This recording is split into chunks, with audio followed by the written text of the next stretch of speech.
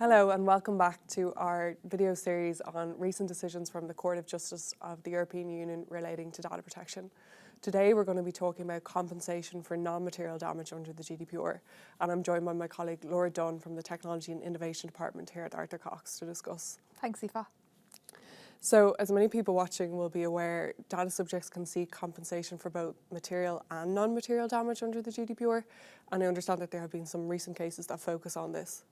Yeah, so we've had two decisions from the Court of Justice of the European Union and one decision from the Irish courts on this point. Could you tell us a little bit about those cases, please, Laura? Sure, so the first case I'm going to talk about is a decision from the Court of Justice of the European Union relating to the Austrian Post Service. Austrian Post previously used algorithms to track the political interests of Austrian nationals, and this led to an inference relating to the data subject that they had a high degree of affinity with a certain high-profile political party in Austria. The data subject stated that this caused them to suffer upset, a loss of confidence, and a fear of political exposure. The data subject took a case in the regional court in Vienna and sought an order against Austrian Post, seeking them to cease processing their data in this way, and also claimed compensation of €1,000 for non-material damage for breach of the GDPR. The Court of Justice held that Article 82, subsection 1 of the GDPR must be interpreted as meaning that a mere infringement of the GDPR is not sufficient to confer a right on an individual to damages. And contrary to the opinion of the Advocate General, the court held that there is no threshold of seriousness in the GDPR for non-material damage to give rise to compensation.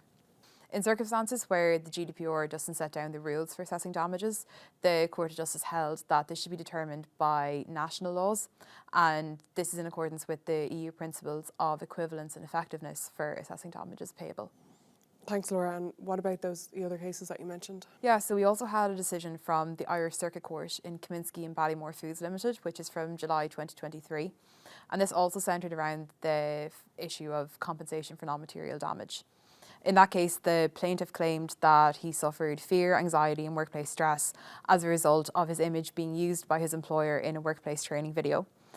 The court awarded the plaintiff €2,000 in compensation for non-material damage and held that even a mere breach of the GDPR is not sufficient to award compensation, and even where non-material damages can be awarded, they'll only be modest in value.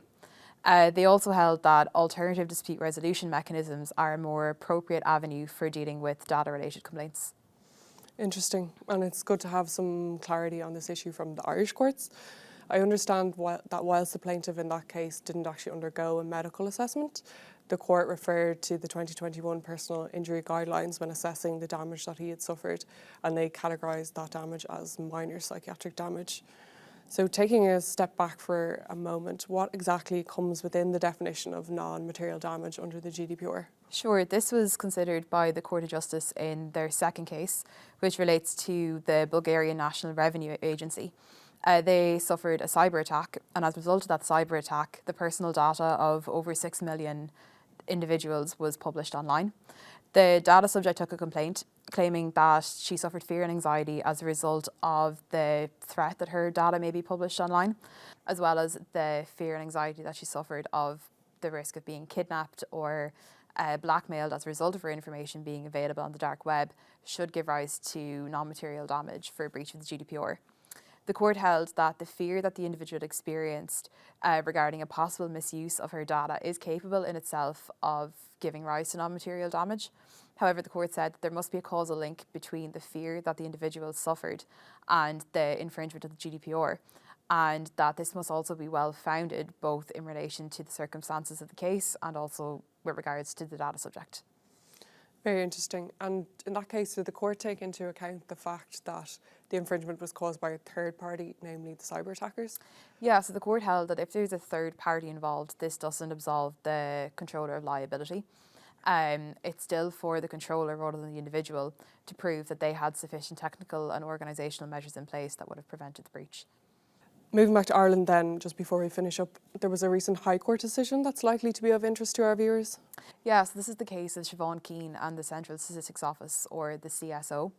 The data subject provided her personal data to the CSO and then claims that this was unlawfully provided to third parties.